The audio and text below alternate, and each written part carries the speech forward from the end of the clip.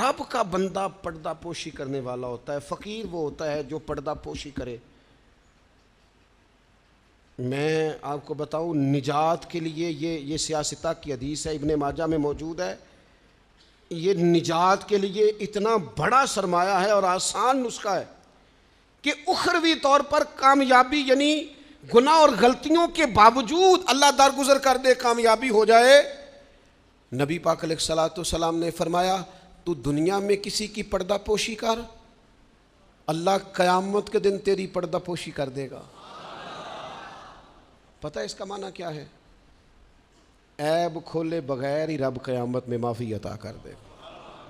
اس سے بڑا سہارا ہے کوئی؟ صرف اتنا کرو, پردے ہی رہنے دو. بڑا شوق ہے لوگوں کو ٹو میں پڑھنے کا, جاسوسی کرنے کا, خبر لینے کا. اچھا جو خبر لینی چاہیے وہ نہیں لیتے.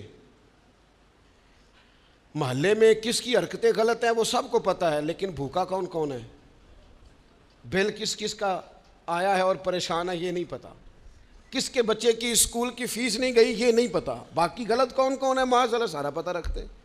پردہ پوشی, اللہ کا بندہ پردہ پوش ہوتا ہے. فقیری نام ہی پردہ پوشی کا ہے. تیرے پاس لاکھوں کے راز ہوں لیکن تو نے سینے میں چھپائے ہوئے. فقیر اپنے کفن میں بڑے راز چھپا کے دنیا سے چلے جاتے ہیں, وہ راز کھولا.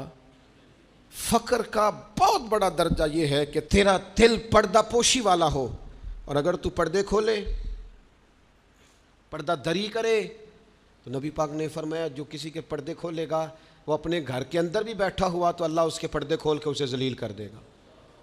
کیا معنی ہے؟ صاف ستھری دو ٹوک بات ہے. جس کا ذلیل ہونے کا دل ہو کہ میرے پردے کھل جائیں, وہ دوسروں کے کھول دے, خود بخود تیرے کھل جائیں گے. لیکن دوسروں کے بچوں کی باتیں چسکے لے کے کرنا اور پھر کہنا میرے بچے بدنام نہ ہوں, دوسروں کے گھر کی باتیں منہ کھول کے کرنا اور پھر خیال کرنا کہ تیرے بچوں کی کوئی بات نہیں کرے گا. او بھائی, اگر چاہتا ہے تیرے پردے قائم رہیں تو پھر تو بھی پردے قائم رکھ. نبی کریم صلی اللہ تعالی علیہ وآلہ وسلم نے ایک بات ارشاد فرمائی ہے, مسلم شریف میں ہے. اکثر میں کہتا ہوں بعض باتوں پر وجد ہو جاتا ہے, یہ وجد والی بات ہے. حضور علیہ الصلوۃ والسلام فرماتے ہیں اللہ حیا والا ہے, پردہ پوشی والا ہے. اللہ حیا اور پردہ پوشی کو پسند فرماتا ہے. اللہ حیا والا ہے, پردے ڈالنے والا ہے. حیا اور پردہ پوشی کو اللہ, جو رب کا پسندیدہ بننا چاہے ایک تو حیا کرے اور دوسرا پردے ڈالے, اس کا بھی عیب چھپائے, اس کا بھی عیب چھپائے, اس کے بھی عیب چھپائے. لیکن یہاں اگر تو تیرے پاس دولت اور طاقت ہے تو پھر سارے عیب چھپے ہوئے ہیں, اور اگر بندہ ماڑا ہے غریب ہے تو پھر کھول کے منہ باتیں ہو رہی ہیں. میری غربت نے کیا مجھ کو زمانے میں بدنام, تیری دولت نے تیرے عیب چھپا رکھے. اپنی طبیعت کو اللہ کا بندہ کنز المال میں موجود ہے. حضرت عمر رضی اللہ تعالیٰ عنہ بیٹھے تھے. یہ ذرا دیکھیے یہ حضور کی تربیت یافتہ جماعت کیسی تھی. سیدنا فاروق اعظم بیٹھے ہیں, حضرت جریر ابن عبداللہ رضی اللہ تعالیٰ عنہ بیٹھے ہیں. ایک آدمی کی اچانک ہوا خارج ہو گئی اور اس کی آواز آئی اور بدبو پھیل گئی. اب یہ چیزیں بعض اوقات انسانی طبیعت کے کنٹرول میں نہیں ہوتی. ہمارے ہاں لوگ مذاق اڑاتے ہیں, پھبتیاں کستے ہیں, تانا زنی کرتے ہیں. ہوا خارج ہوئی, آواز بھی آئی اور بدبو بھی پھیلی.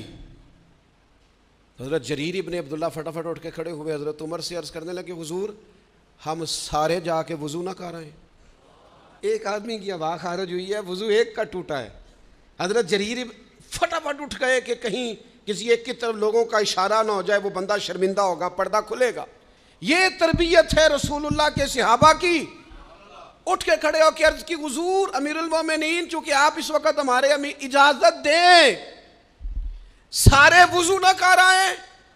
تو وہ بھی تو حضرت عمر تھے نا.